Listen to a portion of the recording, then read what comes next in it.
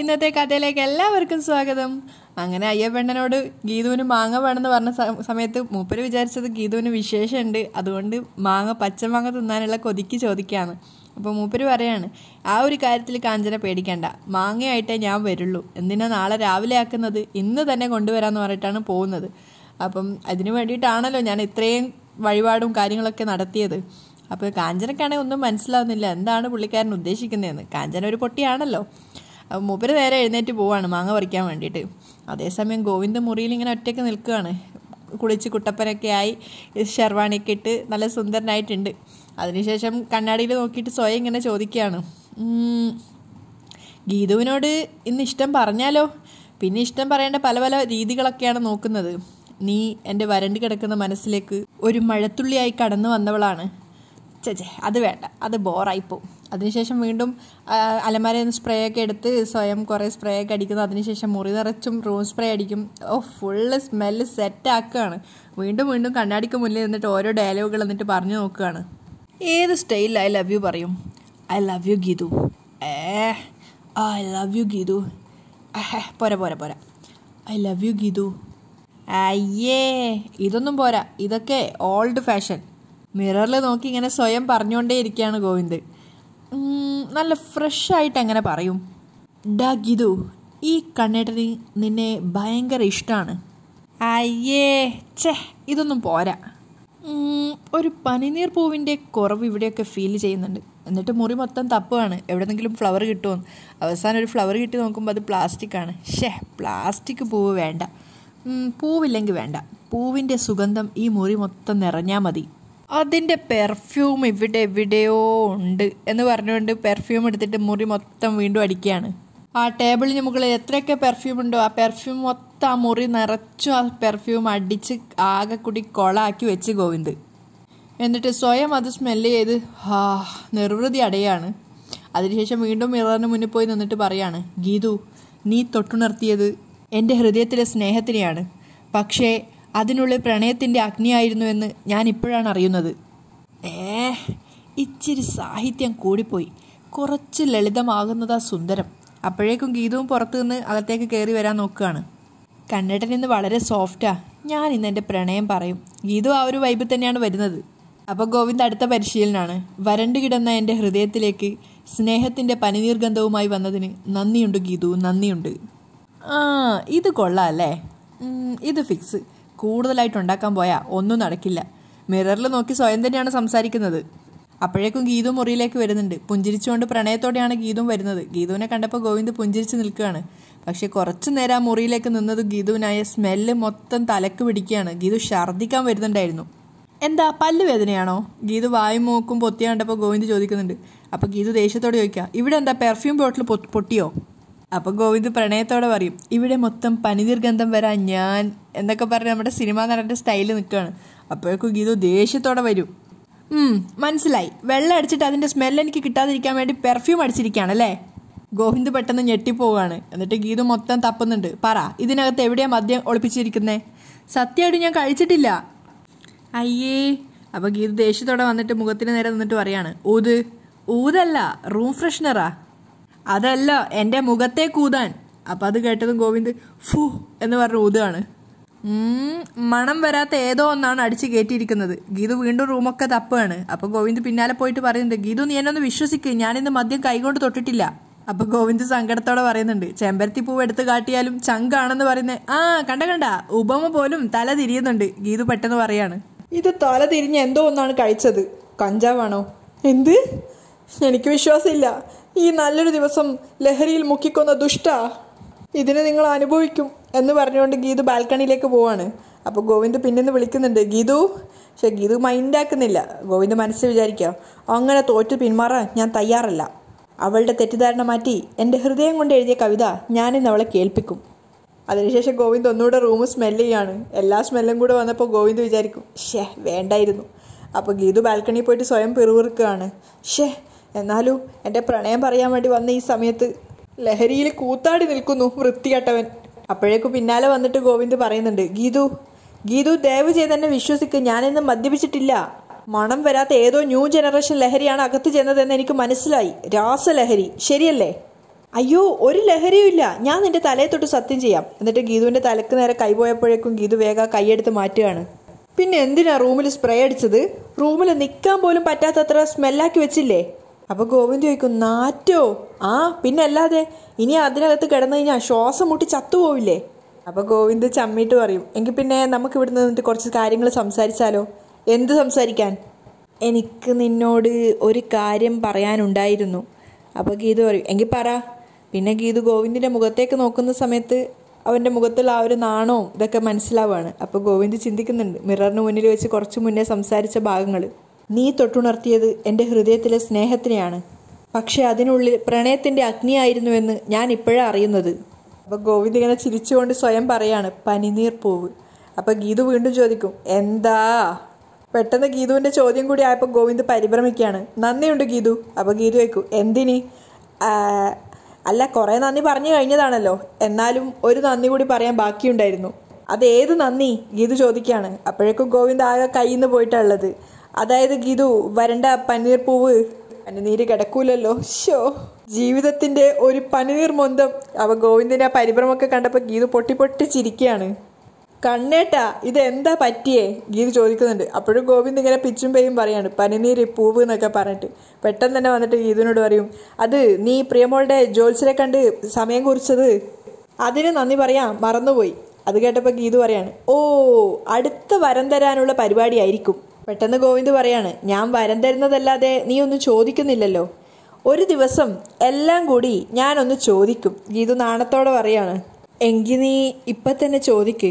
ഗോവിന്ദ് പ്രണയത്തോടെ പറയാണ്, ചോദിക്ക്. എന്നിട്ട് ഒരു ചമ്മലോട് കൂടി മുറിയിലേക്ക് പോകുന്നുണ്ട്. അപ്പം ഗീതുവും വിചാരിക്കുകയാണ്, ഏയ് ഫിറ്റൊന്നും അല്ല എന്നാ തോന്നുന്നേ. ഞാൻ ആഗ്രഹിച്ച ജീവിതം കണ്ണേട്ടനോട് വരമായിട്ട് ചോദിച്ചാലോ എന്ന് ചിന്തിച്ചുകൊണ്ടാണ് ഗീതു മുറിയിലേക്ക് പോകുന്നത്. മുറിയിലെത്തിയപ്പോൾ ഗോവിന്ദ് വിചാരിക്കുന്നുണ്ട്, ഷേ, ഇവക്ക് മുന്നിൽ മനസ്സ് തുറക്കാൻ എനിക്കൊരു കാലത്തും പറ്റുമെന്ന് തോന്നുന്നില്ല. അവൾ തന്നെ ഒരുമിച്ചുള്ള ജീവിതം വരമായിട്ട് ചോദിച്ചിരുന്നെങ്കിൽ. അപ്പോഴേക്കും ഗീതു മുറിയിൽ വന്നിട്ട് കഥ കടക്കുന്നുണ്ട്. പിന്നെ രണ്ടുപേരും മൗനമായി പ്രണയത്ത് പറയാൻ പറ്റാത്തൊരവസ്ഥയിൽ നിൽക്കുകയാണ്. പെട്ടെന്ന് രണ്ടുപേരും രണ്ട് ദൂരത്തായിട്ട് നിൽക്കുന്ന സമയത്ത് രണ്ടുപേരുടെ ഉള്ളിൽ നിന്ന് ആത്മാവ് പോലെ വേറൊരു രൂപം പുറത്തേക്ക് ഇറങ്ങി വരികയാണ്. പരസ്പരം പ്രണയത്തോടെ അവർ അടുത്ത് വന്നിട്ട് സംസാരിക്കുന്നുണ്ട്. ഞാൻ ആഗ്രഹിക്കുന്നത് രണ്ടുപേരും ഒന്നിച്ച് പറയാണ്. അപ്പോൾ ഗോവിന്ദ് പറയുന്നുണ്ട്, ഇനി എന്ത് മനസ്സ് തുറക്കാനല്ലേ? എന്നിട്ട് അവർ രണ്ടുപേരും പരസ്പരം പുണർന്നു നിൽക്കുകയാണ്. അപ്പോൾ അത് ഒറിജിനൽ ഗോവിന്ദും ഗീതുവും കണ്ടു നിൽക്കുന്നുണ്ട്. അവർ രണ്ടുപേരും അത് കണ്ട് പരസ്പരം ചിരിക്കുകയാണ്. പക്ഷെ രണ്ടുപേരും വേറൊരു ലോകത്താണ് ഉള്ളത്. കുറച്ചു നേരം കഴിഞ്ഞപ്പം ആ ഒരു രൂപം മറഞ്ഞു പോവാണ്. പെട്ടെന്ന് ഗോവിന്ദ് ഗീതുവിനോട് ചോദിക്കുന്നുണ്ട്, എന്താ ഗീതു, നിന്റെ ബോധം പോയോ? പെട്ടെന്ന് ഗീതു ചോദിക്കും, എന്താ ചോദിച്ചേ? അല്ല, നിന്റെ കിളി പോയോന്ന്. അപ്പോൾ ഗീതു ചിരിച്ചുകൊണ്ട് പറയാണ്, ഒരു കിളി പറന്ന് മറ്റൊരു കിളിയുടെ കൂടെ ഡുവറ്റ് പാടാൻ പോയി. അപ്പോൾ ഗോവിന്ദ് വിചാരിക്കുന്നുണ്ട്, ഗീതുവിൻ്റെ കിളി മറ്റൊരു കിളിയുടെ കൂടെ ഡുവറ്റ് പാടാൻ പോയി, അതിനർത്ഥം ഇവൾ മറ്റൊരു ജീവിതം ആഗ്രഹിക്കുന്നുണ്ട് എന്നല്ലേ? ഒരുപക്ഷെ ഇവളിനി സ്വന്തം സ്വപ്നങ്ങളിലേക്ക് പറക്കുന്ന കാര്യമായിരിക്കും ഉദ്ദേശിച്ചത്. അപ്പോൾ ഗീതു ഇങ്ങനെ പ്രണയത്തോടെ നാണത്തോടെ ഗോവിന്ദിനെ നോക്കി നിൽക്കുകയാണ്. രണ്ടുപേരും മനസ്സിലാണ് സംസാരിക്കുന്നത്. അപ്പോൾ ഗീതു വിചാരിക്കും, ഡുവറ്റ് പാടാൻ പോയ കിളി നമ്മുടെ രണ്ടുപേരുമാണെന്ന് പറഞ്ഞാലോ? അപ്പോൾ ഗോവിന്ദ് മനസ്സിൽ വിചാരിക്കുകയാണ്, ഇനിയും ഈ ടെൻഷൻ താങ്ങാൻ വയ്യ, എൻ്റെ മനസ്സിലുള്ളത് ഇവളോട് പറയാം, റിജക്റ്റ് ചെയ്യുവാണേ ചെയ്യട്ടെ, എന്തായാലും തുറന്ന് പറയാം. ഗീതു വിചാരിക്കുന്നുണ്ട്. അങ്ങനെ രണ്ടുപേരും ഒന്നിച്ച്, അതെ, രണ്ടുപേരും ഒരേപോലെ ആയിപ്പോയി. നിനക്കെന്തെങ്കിലും പറയാനുണ്ടോ? കണ്ണേട്ടൻ എന്തെങ്കിലും പറയാനുണ്ടോ? ഉണ്ട്, എനിക്കും പറയാനുണ്ട്. എങ്കിൽ നീ ആദ്യം പറ. വേണ്ട, കണ്ണേട്ടൻ ആദ്യം പറ. ശരി ശരി. അങ്ങനെ പറയാനുള്ള ഒരു മടിച്ച് നിൽക്കുകയാണ് ഗോവിന്ദ്. ഗീതുവാണെങ്കിൽ കേൾക്കാൻ വേണ്ടി ആകാംക്ഷയോടെ നിൽക്കുകയാണ്. പറയാൻ പറ്റാത്ത അവസ്ഥയിൽ ഇങ്ങനെ ഗോവിന്ദ് പറയാണ്, നല്ല തണുപ്പ്. അപ്പോൾ ഗീതു സങ്കടത്തോടെ ചോദിക്കും, ഇതാണോ പറയാൻ വന്നേ? അല്ലല്ല, പിന്നെ? ഗീതു വീണ്ടും ചോദിക്കുകയാണ്. എനിക്കൊരു ഗോവിന്ദിന് പറയാനുള്ള ആ ഒരു വീർപ്പുമുട്ടലോടുകൂടി നിൽക്കുകയാണ്. അവസാനം എങ്ങനെയോ പറയാൻ ശ്രമിക്കുമ്പോഴേക്കും വാതിലിന് മുട്ടുന്ന ശബ്ദം കേൾക്കുകയാണ്. രണ്ടു പേർക്കും ഒരുപോലെ വിഷമാവുകയാണ്. ആരോ വന്നു. അതെ, ആരോ വന്നു. പോയി നോക്കാം അല്ലേ? നോക്കാതെ പറ്റില്ലല്ലോ. ഗോവിന്ദിനിങ്ങനെ ദേഷ്യം വരുന്നുണ്ടായിരുന്നു. എങ്ങനെയോ കഷ്ടപ്പെട്ടൊന്ന് പറയാൻ വന്നതാ. പക്ഷെ വാതിലിന് മുട്ടുന്നത് വേറെ ആരുമല്ല, അയ്യപ്പേട്ടനാന്ന് മനസ്സിലായപ്പോൾ രണ്ടുപേരും വന്ന് വാതിൽ തുറക്കുകയാണ്. അയ്യപ്പേട്ടന് വരാൻ കണ്ട നേരം ഗോവിന്ദ് ദേഷ്യത്തോടെ വാതിൽ തുറന്നത്. ടെൻടണേങ്, രണ്ടുപേരും ഉറങ്ങിക്കാണോന്ന് ഞാൻ സംശയിച്ചു. കയ്യിലൊരു വലിയ ചാക്കൊക്കെ ആയിട്ടാണ് അയ്യപ്പേട്ടൻ വന്നിട്ടുള്ളത്. നമ്മൾ എത്രയൊക്കെ വളവും വെള്ളവും ഒഴിച്ചാലും മരത്തിന് കൂടെ തോന്നണം ഫലം തരണമെന്ന്. എന്താ കാര്യം? ഗോവിന്ദ് ചോദിക്കുന്നുണ്ട്. അപ്പം ഗീതു അപ്പം അയ്യപ്പേട്ടൻ ചാക്ക് തുറന്നിട്ട് അതിന് മാങ്ങ എടുക്കുകയാണ്. മോള് പറഞ്ഞതുപോലെ പച്ചമാങ്ങ. ഹായ് പച്ചമാങ്ങ. ഗീതുവിന് ഭയങ്കര സന്തോഷമാവാണ്. അപ്പം തന്നെ വേഗം എടുത്തിട്ട് കടിച്ചു തിന്നപ്പോൾ അയ്യപ്പേട്ടൻ പറയും, കണ്ട കൊതി കണ്ട. അവൻ പറയും, ഈ പച്ചമാങ്ങ തിന്നാൽ മോളെ കാരണക്കാരനാക്കിയ കുഞ്ഞിനും ഇരിക്കട്ടെ ഒരു മാങ്ങ എന്ന് പറഞ്ഞിട്ട് അയ്യപ്പേട്ടൻ കൊടുക്കാൻ നോക്കുകയാണ്. അപ്പോൾ ഗീതു കടിച്ചിട്ട് ഗോവിന്ദനോട് ചോദിക്കുന്നുണ്ട്, വേണോ, നീ കടിച്ചത് വേണോ ഞാൻ തിന്നാൻ? അതിനുശേഷം അയ്യപ്പേട്ടൻ പറയുന്നുണ്ട്, ഒരു വീട്ടുകാരുടെ അടുത്തുനിന്ന് പാട്ടത്തിന് മൊത്തമായിട്ട് വാങ്ങിച്ചു മാവ്, അതിൻ്റെ വിലയൊന്നും നോക്കിയില്ല, ഒരു ചാക്ക് നിറച്ചു മാങ്ങ വാങ്ങിയിട്ടുണ്ട്, ഇനി മാങ്ങക്ക് ബുദ്ധിമുട്ടാൻ പാടില്ല. അപ്പോൾ ഗോവിന്ദ് അത്ഭുതത്തോട് ചോദിക്കുക, എന്തിനാ അയ്യപ്പേട്ട ഇത്രയും മാങ്ങ?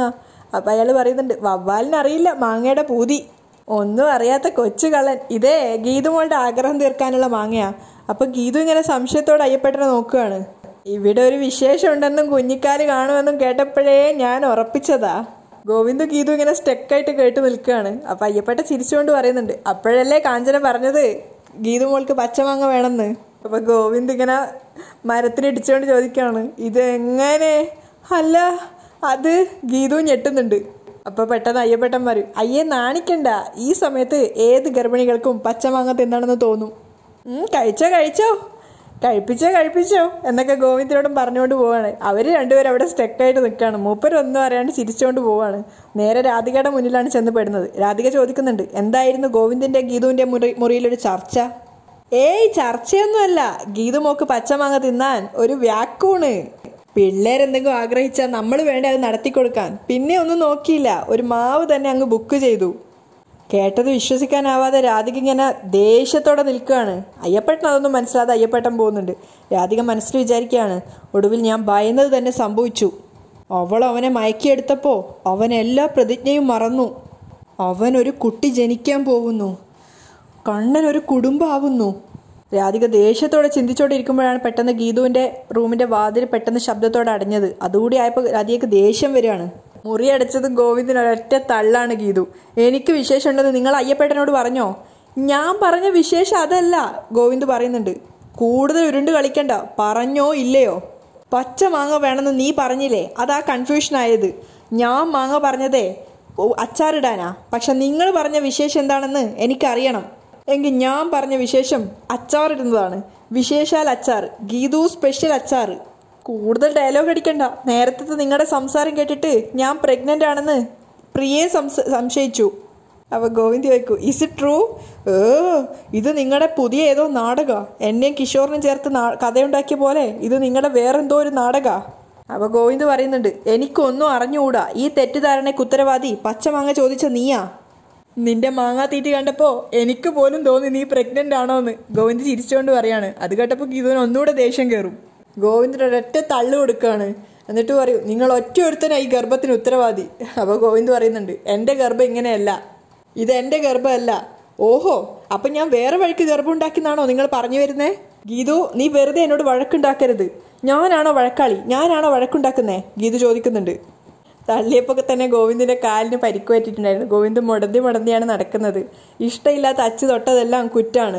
ആദ്യം തന്നെ ഞാൻ റൂമിൽ സ്പ്രേ അടിച്ചതിന് വഴക്കുണ്ടാക്കി. പിന്നെ എന്നെ മദ്യപാനി, ന്യൂ ജനറേഷൻ ലഹരിക്കടിമ, ഇപ്പോൾ ഇതാ എന്ത് ഞാൻ ചെയ്താലും അതൊക്കെ കുറ്റം. എല്ലാത്തിനും ഒരു പരിധിയുണ്ട്. അപ്പോൾ ഗീതുവും പറയാ, അത് തന്നെ എനിക്കും പറയാനുള്ളത്. എല്ലാത്തിനും ഒരു പരിധിയുണ്ട്. ഭർത്താവായ ഭർത്താവിൻ്റെ സ്ഥാനത്ത് നിൽക്കണം. അപ്പോൾ ഗോവിന്ദും പറയാം, ഭാര്യയായ ഭാര്യയുടെ സ്ഥാനത്ത് നിൽക്കാൻ പഠിക്കണം.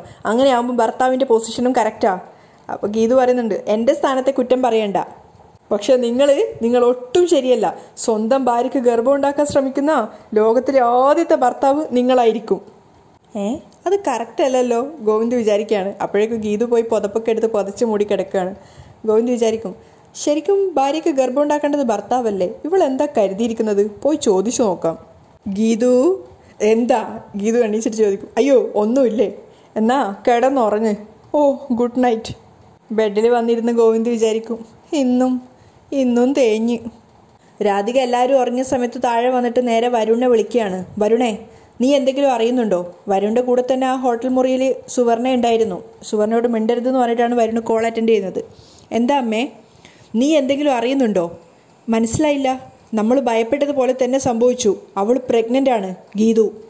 സുവർണ സ്പീക്കറിലിടാൻ പറഞ്ഞ സമയത്ത് വരുണ് സ്പീക്കറിലിടുന്നുണ്ട്. എന്നിട്ട് അവൻ അതിശയത്തോട് ചോദിക്കുകയാണ്, ഗീതു പ്രഗ്നൻ്റ് ആണെന്നോ? അതെ, എൻ്റെ എല്ലാ പ്രതീക്ഷയും തകർന്നു, നിന്റെ ജീവിതവും. ഇനി AGMന്റെ മൊത്തം സ്വത്തുക്കളും അനുഭവിക്കാനുള്ള യോഗം ഗീതുവിൻ്റെയും ഗോവിന്ദിൻ്റെയും സന്തതികൾക്കായിരിക്കും. അത് കേട്ടപ്പോൾ വരുൺ ഇങ്ങനെ ദേഷ്യത്തോടെ നിൽക്കുന്നിടത്തായിട്ടാണ് ഇന്നത്തെ എപ്പിസോഡ് വൈൻഡപ്പ് ചെയ്യുന്നത്.